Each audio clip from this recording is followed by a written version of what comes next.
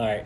So I'm gonna first go into how I got to this subject. So initially, I was gonna do something about a cemetery, specifically one in Dallas, and then realized there's not much really to work with. All I could really find was like who was buried there, stuff like that. So it was hard to like focus on one kind of thing.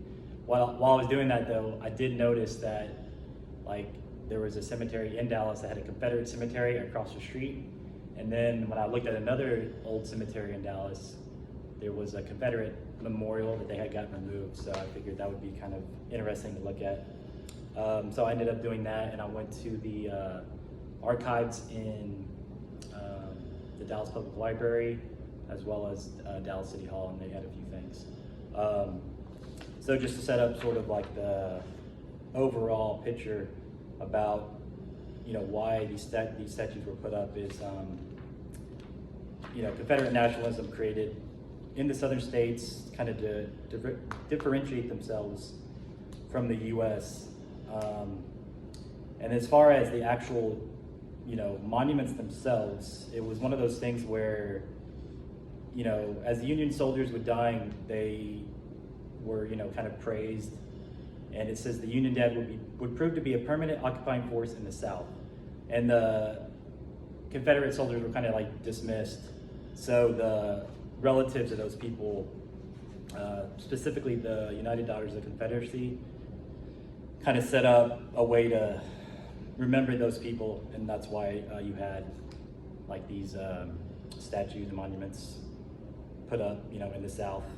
And then another thing, while I was kind of looking into this, was specifically to Dallas. What was interesting was kind of like how we read an article about the Dallas Way when it came to the civil rights movement, and how there wasn't a lot of violence and stuff like that. I noticed it was similar in this case also, because like you may remember in the news in Charlottesville, how there was like a lot of protests and a lot of like animosity when it came to removing these statues, which you didn't really see, which I could not find when I was looking into it in Dallas. There was some behind the scenes kind of things where there was court cases against the cities not wanting to get rid of them. They were kind of fighting back against it, but there was no like real violence or like overt protest that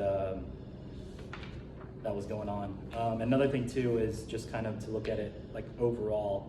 This kind of idea isn't necessarily exclusive to the U.S. because in, like for instance, Germany, Nazi symbolism was taken down after the war.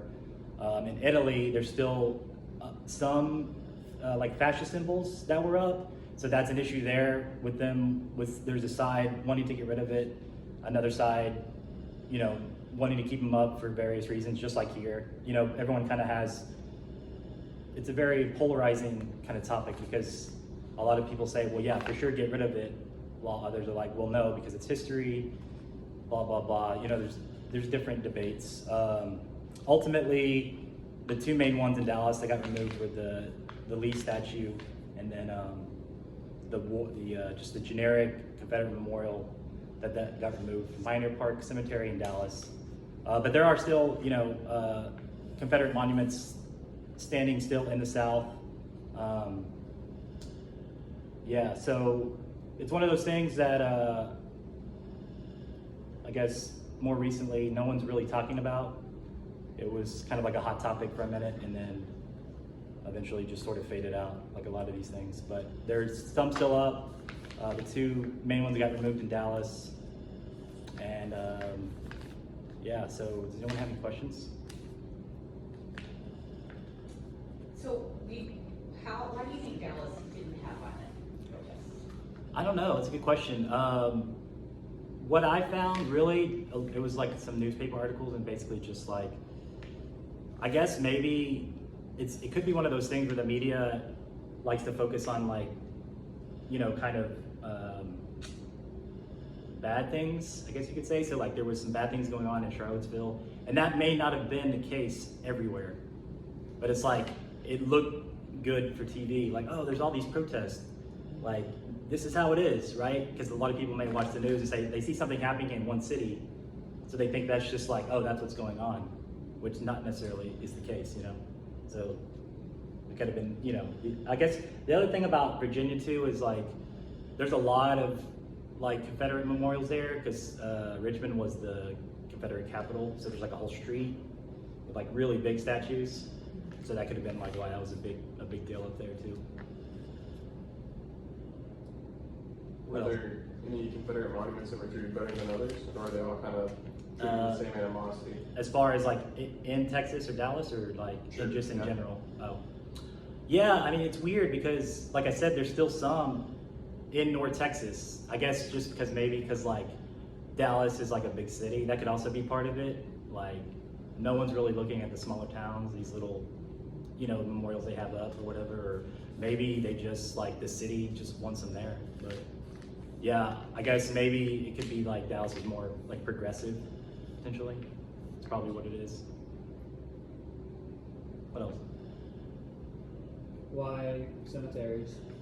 Why Or not? why this topic? Oh. What made you choose it?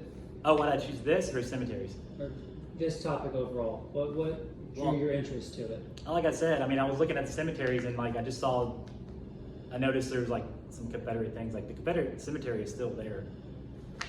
And then, like I said, I was looking at some other cemeteries and I was like, oh, Confederate memorial. So it was just like one of those things, like, oh yeah, I could go with this. Because like the cemetery thing was just, I was running into a lot of dead ends when it came to that. There wasn't really much to work with. So, and I'm a weirdo and I like cemeteries, that's why I wanted to do that. All right.